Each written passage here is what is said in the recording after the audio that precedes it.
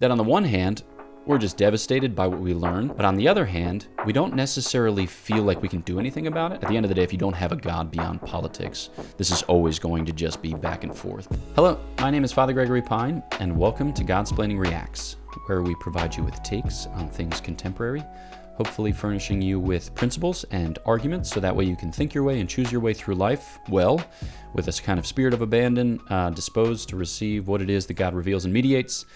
And for this installment, I'd like to talk about the situation in Minnesota. Not because I'm like an expert on the situation in Minnesota by any stretch of the imagination, but because I think like our Christian faith, our Christian hope, our Christian charity gives us a kind of access to these realities with a deeper sympathy, with a deeper sensitivity, so that we can live well in light thereof. That's the hope. So I'd like to make some kind of initial observations, talk a little bit about American political discourse, make some observations about the things themselves in Minnesota, and then kind of send you on your way with a couple of my conclusions. So I think we can begin with the observation that we care about a lot of things. And especially here we are in the 21st century with access to a lot more things than we previously had access to.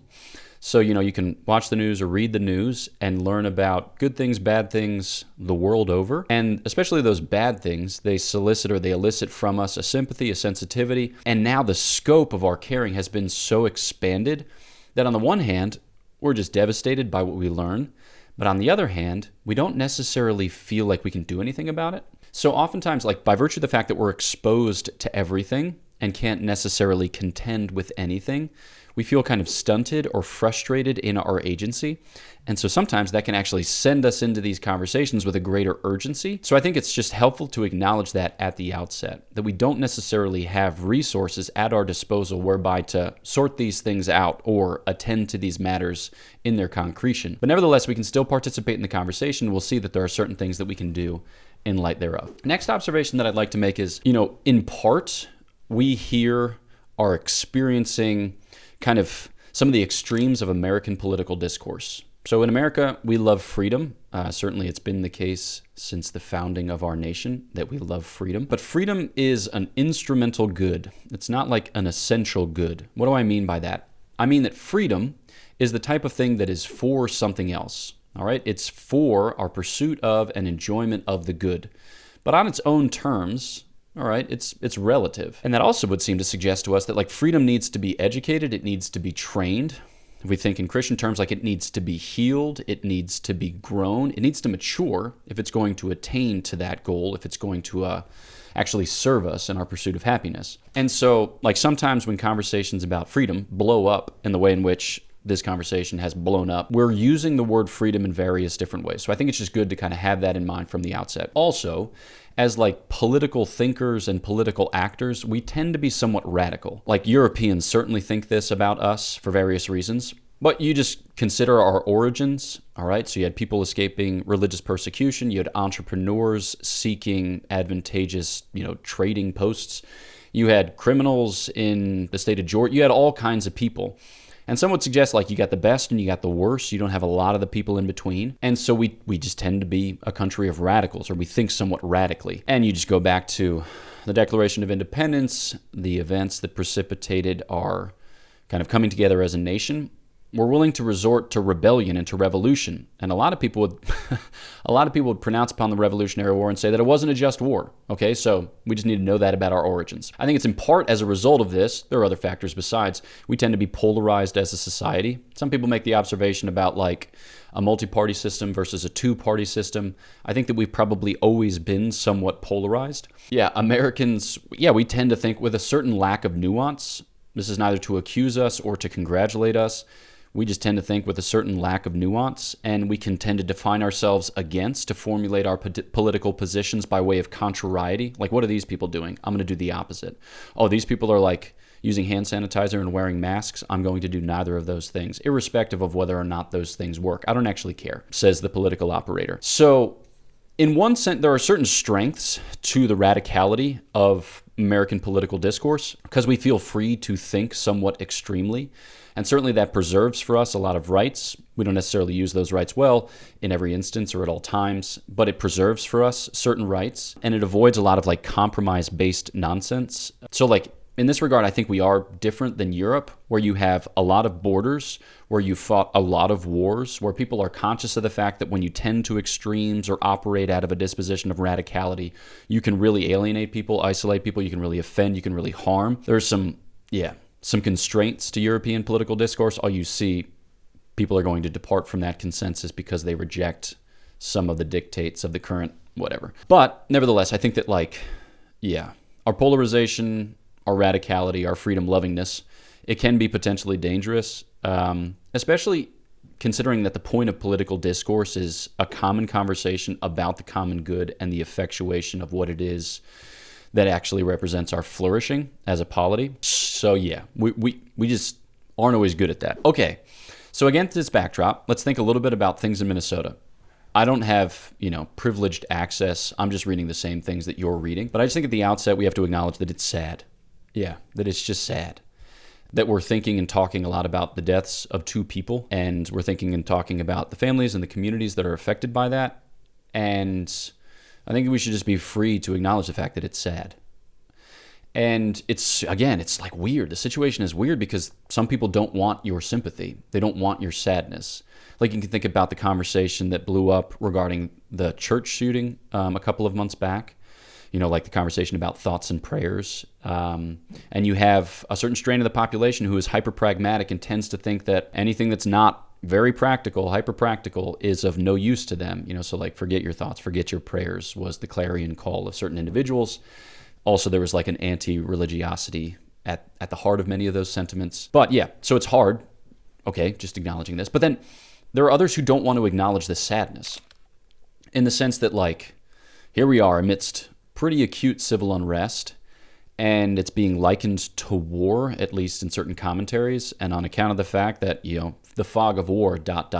It's like you can't admit your weakness, you can't admit your mistakes, and so you have to just plow onward without saying anything by way of condolences, without saying anything by way of, this admission of sadness. So this is just tough.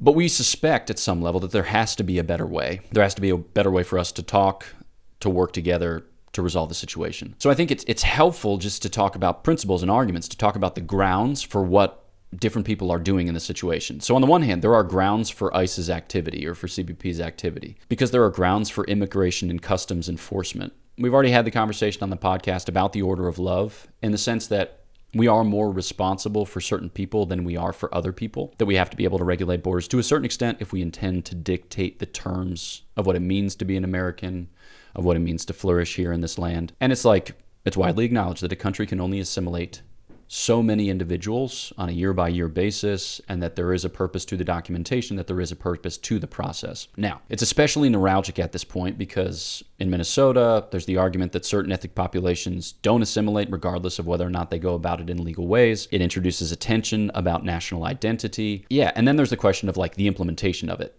And it's clear that wherever you have human beings, there's going to be somewhat checkered implementation. So is it being done in a way that's targets certain individuals, or is found to be racist, or that profiles, or what, those things are all to be observed. And it's also the fact that inevitably with any group of people, in this case ICE or CBP agents, they're going to be good dudes and bad dudes. It's also the stakes are high, or the tension around the situation is especially high, because it doesn't seem like they're getting much help from law enforcement, especially in certain jurisdictions, and that there's just rising fear. So I'm here in DC. There's a killing. There's shooting of two National Guardsmen, one of whom died back in November.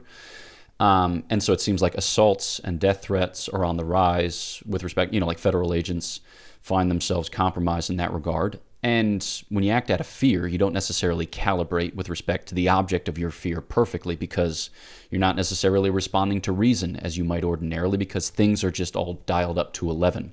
Okay, so it seems like there's grounds for ICE activity. Maybe the implementation, I just don't know the facts, but maybe the implementation has been rough. And there's also, it's not just black and white. There's a lot of gray in this. So then I think you also have, we're going to say different grounds, but grounds for protester activity. When you think about it, here in the United States, there is a history of civil disobedience and historical grounds for the use of protests to achieve political ends when the individuals who feel themselves suborned or subjected to a higher power of whatever sort feel in being lower by comparison, that they don't have other means. So you often hear people refer to the civil rights movement, most of which transpired by peaceful means, but some of which did not transpire by peaceful means. You add to that the fact that many of these people are operating with the positive encouragement of their leaders, whether the governor or the mayor or whomever else. And you can see how, like, this is probably confusing for the populace. You're hearing one thing from the federal government, many persons of whom have been demonized by your local leaders, and another thing from your local leaders. So I think, like, we can probably say that a lot of these people are probably protesting in something like good faith. Obviously, the word faith there is used in a different sense than we would say faith in properly Christian conversations, but some people are doing this for all they're worth, as it were. I think that we can probably say, again, I don't know all that's involved, but it's probably irresponsible on the part of the leaders themselves, many of whom could be doing it for political purposes, who might just be stirring up insurrectionist tendencies to attain their own ends and exposing people to real harm. But I don't know. The Lord judges their hearts. I don't know what's going on there. And then, okay, we can turn to the instances themselves. In the case of Renee Good and then Alex Preddy, I think it's fine to say, like in the case of Renee Good, that the evidence is ambiguous or ambivalent in the sense that it can be read in different ways. It happened in a split second, and we don't know what she was thinking, and the officer who was involved is in hiding, so we know exactly what he was thinking. It's probably the case that she was trying to drive away. I think it's less likely the case that she was trying to hit him. But it's also clear that her activity put her in a compromising position, wielding what in the circumstances is effectively a weapon. And you think about this guy, like this officer, who has had law enforcement and military experience dating back over 20 years, but who not 7 months ago was dragged by a car and suffered wounds that required 30 stitches to sew back up. So here's this guy, again, who is trained to do certain things, who is feeling fear in certain ways, who has this history and has, the blink of an eye to react, which it just stinks. But I think you can say, in reading that situation, that it's ambiguous and that it's just hard to make sense of the whole situation. I think in the case of Alex Preddy, that the evidence is less ambiguous. It seems like he was filming. It seems like after a certain point, he was trying to help a lady, who was in tough circumstances with the officers. I don't know how she brought that on herself or whether she brought that on herself. But, he's filming, he's helping her, and then they spray tear gas or something like that. But they spray some chemical irritant. And then he pockets his phone, and it looks like he's still trying to help this woman. There's an element there of resistance, but he also brought a gun to a demonstration, the express purpose of which was to impede federal agents. But it also seems like at no point did he present that gun in violent fashion. I mean, this is getting disambiguated and looking at body cam footage, and the word brandish has a technical sense. But yeah, this seems like it got out of control. And I think that to say that, to admit that, isn't to betray one side or the other. It's not to show your hand as this or that way. It's just to say, it just seems bad. And so I think that at the end of the day, we have to admit, this is beyond us to a certain extent. And I don't think anyone is asking us, me speaking, you listening, to figure this out or to solve this necessarily. But I think that, the experience that we have, the thoughts that we have, the feelings that we have, they give some indication as to, we'd love to see an acknowledgement of something like sadness from both sides, an acknowledgement of the fact that this is a tragedy from both sides, even an apology of some sort from both sides. But because of the warlike situation, our hopes of actually hearing anything along those lines are so low because it would be seen by whomever as weakness or political failure. And I think that what's tragic in part, just kind of taken in globo, is that it testifies to the fact that our polity is failing. Now, I don't know if the overall trajectory of the polity is downward, but it seems like this is a failure because our political life should be about hosting conversation, not just for the purpose of dialogue, because who gives a rip about dialogue if it's not end-oriented, but to talk about political matters so as to grow consensus, so as to actually project the good for the nation so that we can pursue it together. Because if you don't come together, then you're not doing the political thing. And so maybe that sounds naive, and perhaps it is, because not everyone is interested in principled discourse, and politics is the art of the possible, and there's just a lot of will to power abroad, and we shouldn't be Pollyanna-ish about that because then we're just going to get preyed upon. But we have to find ways of retaining a hold on our humanity. We have to find ways of retaining a hold on our humanity, or there won't be any America left to preserve or to promote. It'll just be a random assemblage of people with very different thoughts in semi-perpetual strife.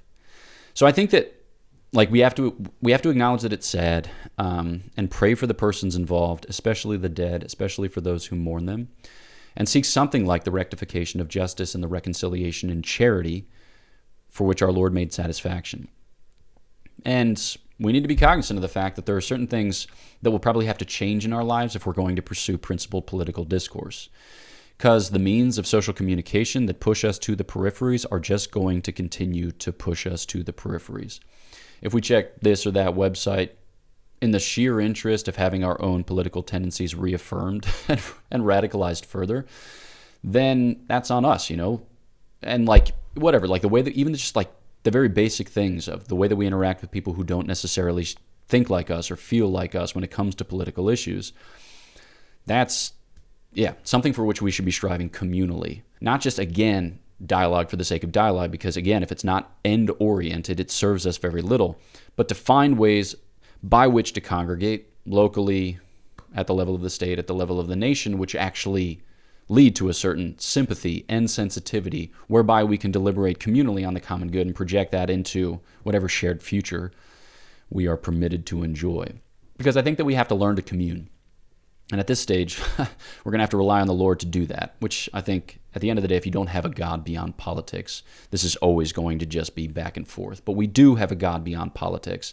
And so in transcending our political situation, we can get advantage on our political situation and re-enter the details of our political situation with a renewed desire and a renewed hope to rectify and reconcile. Ultimately, we need something beyond politics to save us from our political problems. So we entrust our nation to the Sacred Heart of Jesus, whom we ask to have mercy on us. We offer our prayers for our nation, for our leaders, for those who have died, for those who mourn them. And we seek, Lord God, that you might enlighten our minds and embolden our hearts to do what we can, what lies within our limited power, so that we can come together, even as silly as that sounds, but it's worthwhile as an endeavor. So that's my prayer for you. May it be your prayer for me. Thanks for tuning in, and I look forward to chatting with you at the next opportunity. The Lord bless and keep you.